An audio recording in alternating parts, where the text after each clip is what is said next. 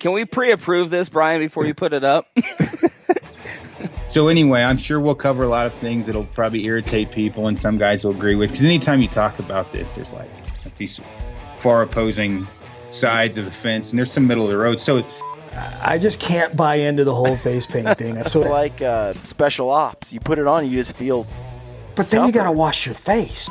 And then when it came to the shot, it's like, oh my God, Autopilot. there's the shot. Autopilot, save me, right? Bung, and off the arrow would go.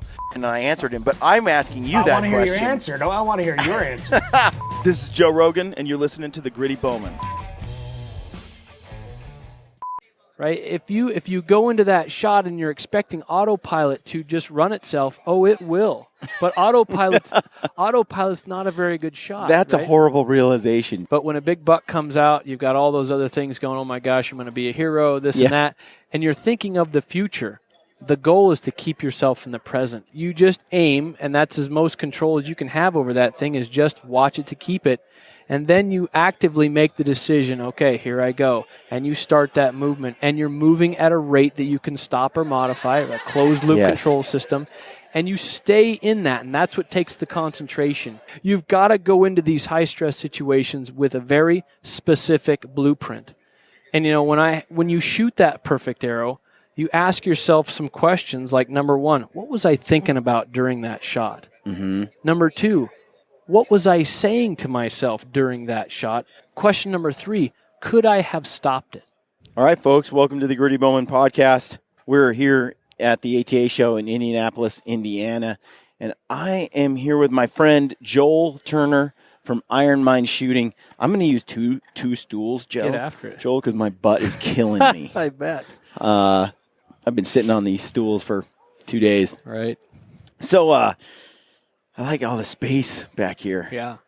So you and I talked a little bit on the phone a couple times since our archery season kind of came to a well, it's not really ever closed, but since some of our experiences this fall, and I wanted to just kind of get on the podcast today and talk a little bit about some of our experiences and just shooting. So you for people who don't know much about you, there's a you really help people dial in their shooting. And it's not so traditional in terms of, use this release and shoot like XYZ. This is your form. This is where your arm is. It's not that kind of stuff in general. Tell folks what it is. And for people that are listening for the first time and haven't heard Joel's podcast, you need to go back and listen to that. So it's Iron Mind Shooting. Iron Mind Hunting. IronMindHunting.com. .com, yes, sir. IronMindHunting.com. And you can go and go check out his podcast that he did with me earlier, which was, I think, a couple hours long. And that one is solid. So we're not going to go into great detail on that on this show because we already did that. Right. But I just want to kind of hash it out a little more on what we talked about then. Right. Because I've had a chance to now kind of use what I learned from you and really change how I shoot and my experiences. So before I do that, though, give us a brief background on Iron Mind Hunting. So Iron Mind Hunting is all about the mental side of controlling yourself at the moment of truth, right, in high-stress shooting situations. My main goal is to give people the mental blueprint for the controlled shot. And I have a very specific way of teaching that. And it's what it really boils down to is knowing what decisions to make in a shot. Yeah. Knowing when specifically in the shot, there's a few windows within a shot, especially in a high-stress situation, of when to make those decisions. And then understanding the science of how to carry those decisions out in high-stress shooting situations. Yeah. So, and be that hunting or the tactical world, bows, firearms, stick bows, compounds, high-power rifles, whatever you want. Yeah. Right? Anything that makes an explosion when it goes off is what I'm about. So I learned from you basically the way that I hunt, the way that I shoot now is, and don't get me wrong, like I don't do. It's like the idea is to shoot the perfect arrow every single time. Right. If I'm not going to shoot that perfect arrow, if things aren't coming together, I have enough control over the shot to not take the shot. Right. To stop, let down, That's huge. shoot again, get back on it, shoot again. And people, I think, completely underestimate the value of that. But now I don't black out or choke or whatever in general as I'm, taking these shots, because I'm going through this process that you're describing. Right. You have a plan that, we worked on your plan. It's amazing to me that people spend so much money on a hunt, and they go into that hunt. They've spent thousands of dollars on guides and clothes and equipment and everything else. And they go into that hunt with no plan on how they're going to shoot a controlled arrow on that animal, right? They go into that with hope as their only weapon. Well, we talked about this because there's this idea, and it's something I thought for a long time, is it's just muscle memory. What I need to do is just shoot that perfect arrow in my basement, whatever, on the range, over and over and over and over again. So I like to shoot with my eyes closed and just 10 feet from the target, and just slowly feel that release and the break of the arrow, and be like, okay. And every time it's just so perfect, right? So relaxed. And you just said it right there. And I went. And the idea is, man, because I've done that so many times, when I open my eyes and I aim, and my body just knows what to do. Yeah. So it's just muscle memory, bro. Right. Well, muscles don't have memory, right? It's motor programs, and it seems like most training regiments are focused toward the goal of automatic movements. And, I was listening to a lot of pro shooters today, and they would talk a lot about blank bale shooting and how it helped them to cure their target panic, whatever shooting woes they were within at the time.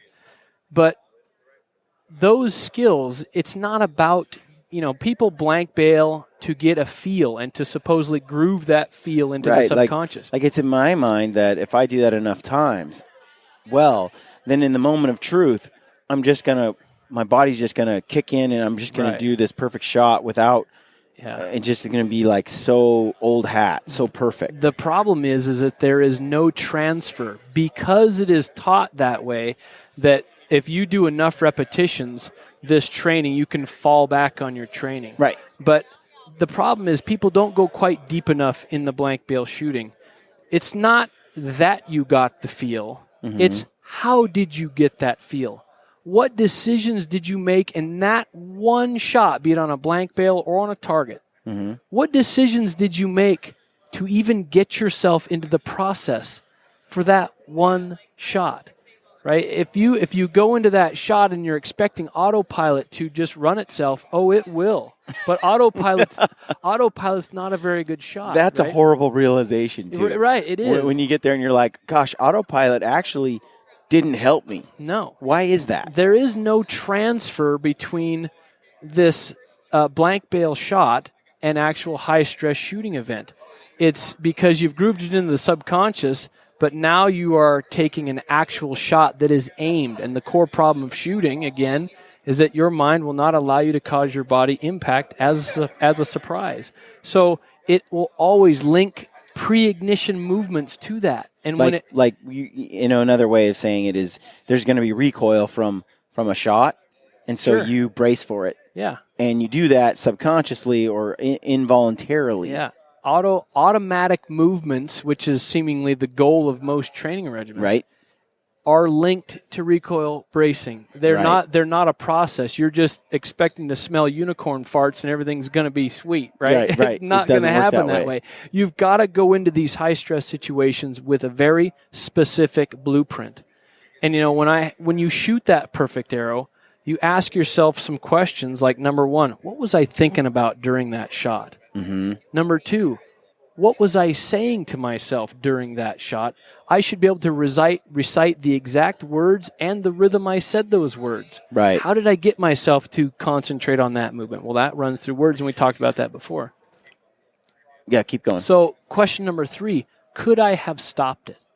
Was I so involved in my shot activation movement that I could have stopped it at any moment And Yeah. number 4, the most important one was, what decisions did I make to even get myself into the process for this one most important shot? I'll tell you what, when you talk about closed loop, Mhm. open loop, you know, when you talk about being able to shoot and having it be a controlled activity Mm-hmm. all the way to the point where the arrow goes off, Mm-hmm. you don't realize it until you put in that effort. You think you're doing it. You Mhm. think you are doing this controlled shot, but it's quite. When I was doing it right, I was like, "Oh, the arrow went off." Mm-hmm. Well, I didn't see that coming. Right. Like I didn't know exactly when it was going to break over. Right. I knew it was going to be there, but as I've been perfecting that, I don't put my this input into the shot that I don't want because I brace or because I flinch or because I'm Right. doing whatever. It doesn't happen anymore as much like Yeah, it did. if And you when don't, that if you it's don't know when it's going to go off, how can you possibly brace for and it? it's right? pretty amazing. And so you can achieve that, like somewhat. Like Aaron gave me a hinge release, Mhm. and I've been practicing with that. And as I pull it back, and you saw the Yep, video, yep. and it's very like I'm holding and I'm trying to stay steady, and I'm like, I don't know when it's going to happen, Mhm. but it's going to happen. Mhm. But when it goes off, I'm surprised. Yep. But it's still a new release. Yeah. You got to make sure that you're not waiting, because waiting does not mean a movement, right? You're not just aiming and waiting for this thing to go off. You just aim, and that's as most control as you can have over that thing is just watch it to keep it. And then you actively make the decision, okay, here I go. And you start that movement, and you're moving at a rate that you can stop or modify, a closed loop control system. And you stay in that, and that's what takes the concentration and knowing how to concentrate. You stay in that movement until the shot goes off or you detect an error in your thought process. Yeah. And you get really good if you use shooting to practice your concentration. Yep. You get really good at that skill, and that's the core skill that we're looking for. You walk me through your shot on your mule deer in Alberta. As far as what decisions did you make or not make in that shot? Well, I'll tell you, my wolf was Okay. more poignant for me because, everybody knows a wolf with a bow is just unheard of. The Mecca, yeah. Right? That's It's like awesome. It's the bucket list. Somebody was saying it's like considered the number one bow trophy in the United States or it was something. Like. awesome. I don't know how you rank that, but Yeah. but it's not Doesn't common. happen very often. Yeah. Yes, sir. So here I am, and there's a pack of wolves flooding into this space in front of me, and I'm like, I have to admit, I had a cougar one time come right up to like 20, 23 yards or something, and I missed it. Different person back then, different shooter back then, and I shot well at the range, but there's this animal, it's a cougar, it's lining up on me, straight on me, like it's gonna pounce, and Sure. I did not. I mean, it was just blackout. You didn't make Right? any decisions in that No. shot. Yeah. No, I thought. You're back. You're aiming. Things just happen. With the wolf, first of all, I use words, right? Like you taught me. So, but when I saw the wolf come in, I decided range. I estimated the yardage, and I drew my bow back when I had a moment to draw it back. When they were not looking and so forth, got the bow back. I picked an opening. Deliberate. Okay, if it walks into that opening, I'll cow call and freeze it. Give me a shot. There was just tons of trees. It was thick, northern Idaho. And then, as it came into the opening, I just was watch it to keep it. I don't stress about the pin being exactly where I know it's going to float. Yep. I just try to hold it in that kill zone. Yep.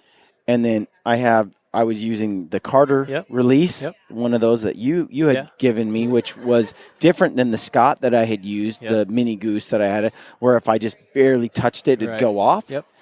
Here I'm dealing with something that I have a deep hook with my finger, and like Aaron has taught me too, like I'm pulling through with my back tension, and I don't know when it's going to go off.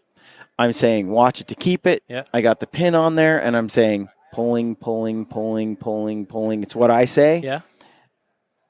And the shot broke. Yep. And I hit it. And and that was, and it's a small target, my friend. Yeah. So I'm like, you take the hide off of a wolf, and it looks like a little whippet hound. Like the kill zone's just here, this little thing, and you think it's so much bigger. So I feel grateful because I hit it, and it tucks up in the back like a greyhound, and there's just nothing there. I suppose if its stomach was full and it was distended, you'd see it. But amazing experience. I hit the wolf, and that's a small target. It was 35 yards, and I executed the shot. And at no point in that did I just go on autopilot. It just never happened. Everything went through a controlled process. Right. And so the mule deer was similar. It was a very steep angle. Yeah, I watched that one. I knew I would have issues, but I'm really like up here like this, and a few people gave me crap online about hammering the trigger, but. And I know I had it on there, but half of it was just the weird angle and pulling upward, and so it's very difficult to do. Yeah, but it was not a. I shot it. I think it was. I ranged it at 25 yards, but at that angle, I think it was like 35 yards or something like that. But I hit it just where I aimed. Did you go through the same process on that shot as you did with your wolf? I didn't use the same release. Okay. So I had, we traveled, and I ended up with this other release. And so the keep pulling, you don't really keep pulling with this. I can't hook it without it going off. Right, sure. It's so sensitive. I understand. So on that one, there was definitely, just because of the nature of it, but it was the same thing. It was like, okay, keep pulling, go. Yep. But it was much more deliberate type of, it wasn't the same steady release, no. But the big thing in here, Brian, the big thing is that you made a decision to put yourself in that process. You went on that elk hunt where you got the wolf. You knew that no matter what shot you got, you were going to shoot a controlled shot or you weren't going to shoot it, right? Yeah. And going into these high-stress shooting events with a plan like that is very powerful. I mean, it's awesome to know how the shot is going to go, not to go in there and go, gee, if I get a shot, I hope I hit something. Yeah. That is. And, and the thing is there are times where I've been more deliberate in the past. I mean, I have a home full of animals on the wall that I've killed with a bow. But it was hit and miss, a little bit, like especially if the antlers were larger and the stakes were higher, or it was just the last day of a hunt, and it's now or not at all this year. There's different things that make it a higher stress situation, and it's that higher stress. It's like when I'm shooting a doe, it's like I do everything right. Right. But you see a big buck that you've been trying to kill for 5 years, and now it comes out in the daylight. Yeah. And it's like unicorn. Yeah. And all of a sudden you shoot over his back, right? So and the only thing different in those things is the results, right? And it's keeping yourself in the present. When a doe comes out, the result of that shot is hopefully going to be some good meat, right? Yeah. But when a big buck comes out, you've got all those other things going, oh my gosh, I'm going to be a hero, this and that. And you're thinking of the future.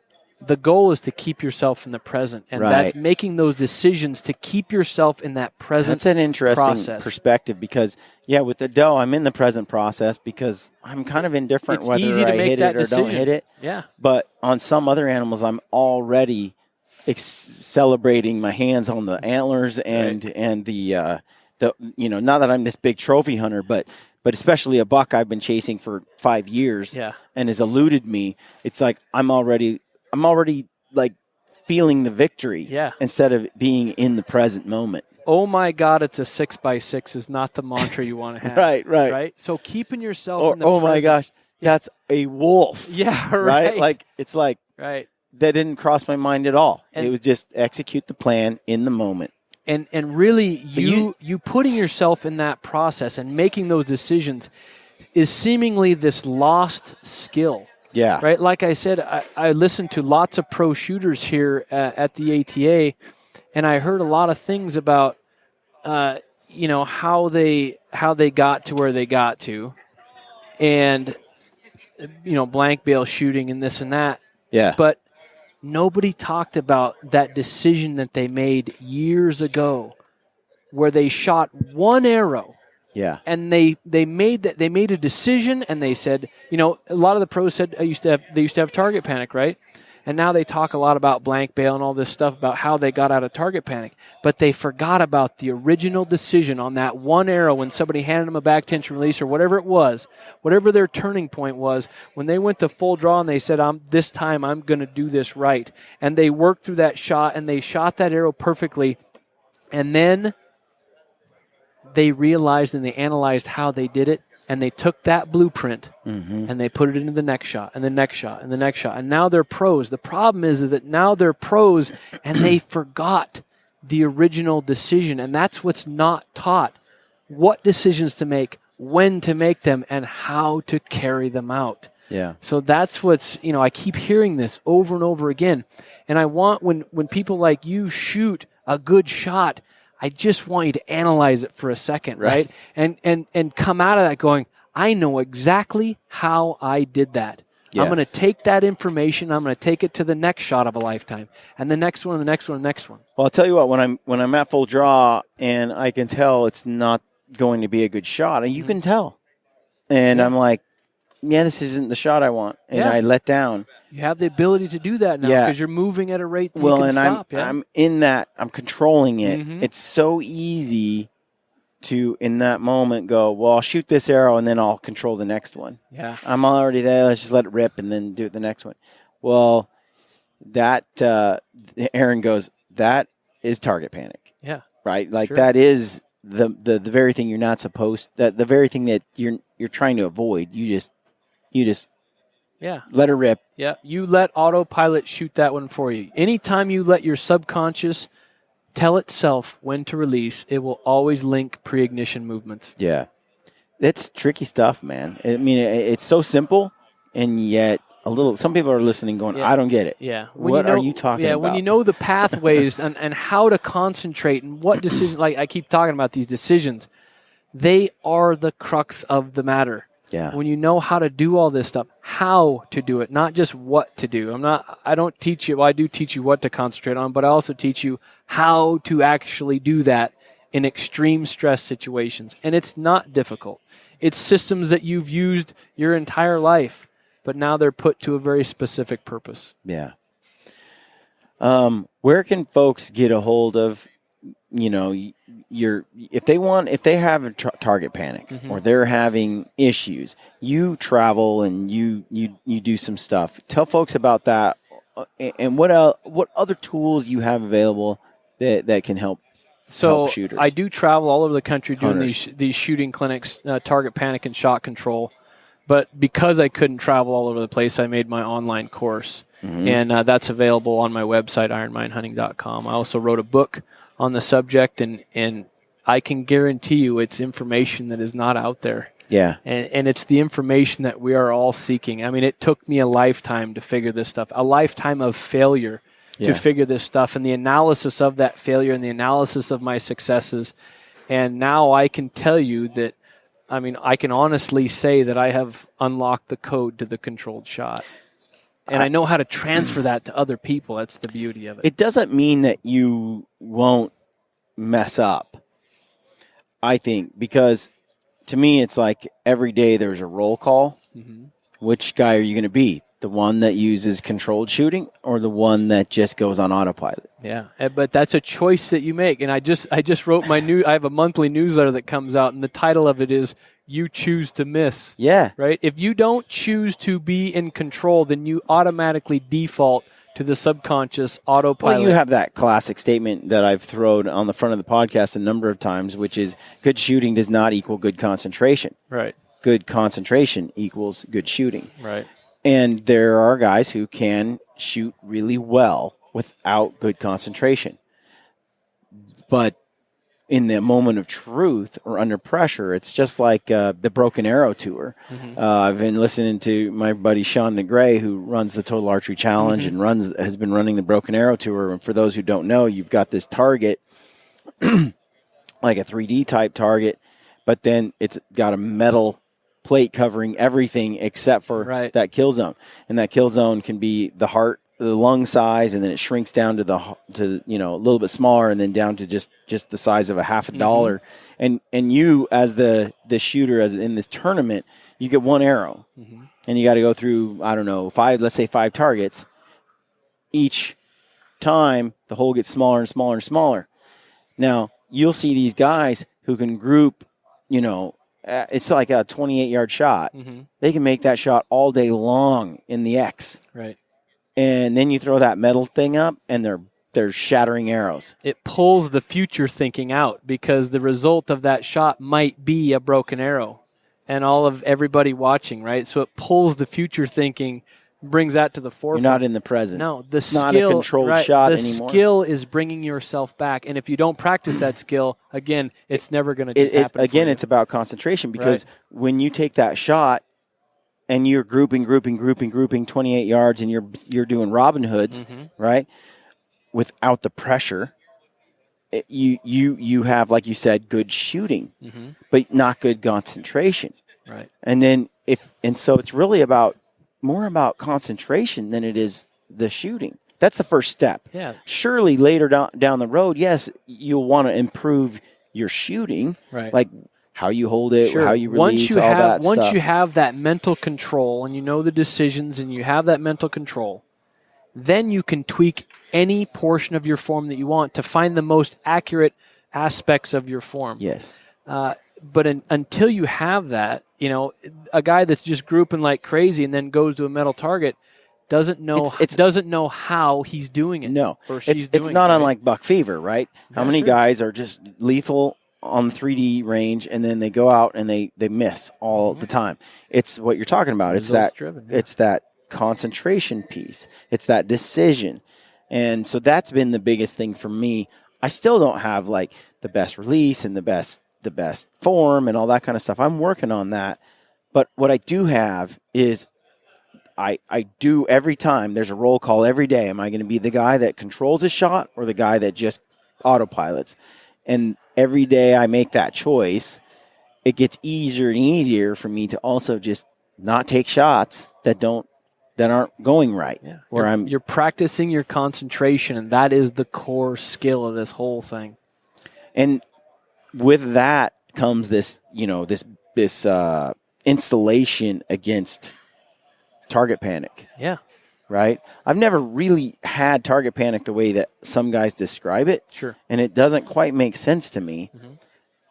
But conceptually I get it because in a way autopilot is like that. And so it's all kind of interesting. But one thing that I find is like you were describing to me, when you're aiming and you're shooting, that's not an autopilot activity like walking.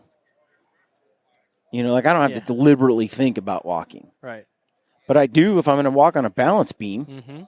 Like they're different. Right. And maybe even shooting a basketball, it just kind of does it.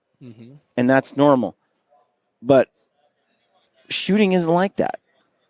If you reckon it to... We want to make them the same. Yeah, we want to make them the same. We want to make all these movements, and the goal of our training is to become automatic. But if that basketball player shot that basketball knowing that if they did it perfectly, the basketball would explode 6 inches in front of their hand, they would never shoot it perfectly because they would have pre-ignition movements. Right, that's the difference between walking and shooting, or shooting a basketball. Recoil, and shooting, explosion. Right? It's a whole different process that's elicited. I mean, if you knew every time you shot, you get punched in the head, right? You'd start shooting differently. Absolutely, right. You put some input in there, like the elbow's going to flare out. That's natural, but the problem is if you take this learning process and you just leave it as the normal human learning process, you're gonna put those. You're causing an explosion. We're not built to ignore that. Yeah. If your mind knows when it's going to go off and you allow it to tell it when to go off, it's going to brace. Yeah. Even the most minute way, and you can only get as consistent as your recoil bracing movements are. I know you go to a few places here and there. So if someone wants to meet you in person, they can get a hold of you through Iron Mind Hunting. Yep, absolutely. You can email me. DM you on Instagram. Yeah, and then they've got my phone numbers on the website. So you can call me, and I will do everything I can to get you in control of your business. I mean, it's Iron Mine Hunting. It's so control your interesting game. too, because Scott Carr, I've had him on the podcast. You know, he did the Train to Hunt, and he got his butt kicked. You should listen to his whole. If you haven't heard it and you're listening, and you want to be a better shooter, you should listen to that podcast with Scott Carr. We do talk about Train to Hunt, but we focus somewhat on his shooting because Scott was a good shot and then a bad shot and now a good shot again. But when he was a good shot, it wasn't the same as it is now. It was back to that, you know, being a good shot without good concentration. Now he knows how he does it. Right? Yeah. Now he's got the blueprint to plug into every shot and Train to Hunt and in his hunting as well. And so. Scott proves it night and day. Like, it was all in the same season. Like, you helped me improve my shot in one day. I was shooting 10 times better. And Scott has now employed that. And he's a very tough competitor on that Train to Hunt course. Not just because he's physically fit, but because he shoots the lights out. Yeah. And that's a big change from like 1 month earlier where he didn't shoot the lights out to a month or two later after taking your course. And he did it online too. He didn't even do like a clinic or a face-to-face meeting, and completely killed it. It was awesome. And then met you later and even got more instruction. Right. And he, you know, it's funny because he talks about keeping me a secret, right? Right. And now he's forwarding me emails where people are other Train to Hunt folks. He was like, hey, he's so you said you got some coaching? Who he's was so that? competitive. He's like, I don't want people to know about this guy because then he'll make everybody good. Yeah. You know? Well, that's the goal, to get people in control of their game. It really is, and it's such it's just such a discouraging thing to go and work so hard to hunt and to be successful, only to be really good until the buck of your lifetime is in front of you, and then to not be good. Right. It's crushing because you're like, how do I fix this? What did I do wrong? Yeah. How come this didn't work out? And you're really talking about things like buck fever and dealing with things like target panic. Yeah, it's all how your mind works. You know, like I say all the time, it took me 13 years to kill a bull elk with my bow. I mean, being a 2-time world elk calling champion, I can call these things in, but I could not control myself to actually harvest one. I don't want people to have to go through that. They have to hit a turning point. And whether that's the bottom of the bottom, whatever it is, there has to be a turning point. And I try to get people to their turning point much quicker in their hunting career so that they don't have to go through the things that both you and I have been through, a lifetime of experiences, some good, some bad, right? But there is a definite difference between failure and success in controlling your game. Well, I hope people that are listening will go check out Iron Mine Hunting.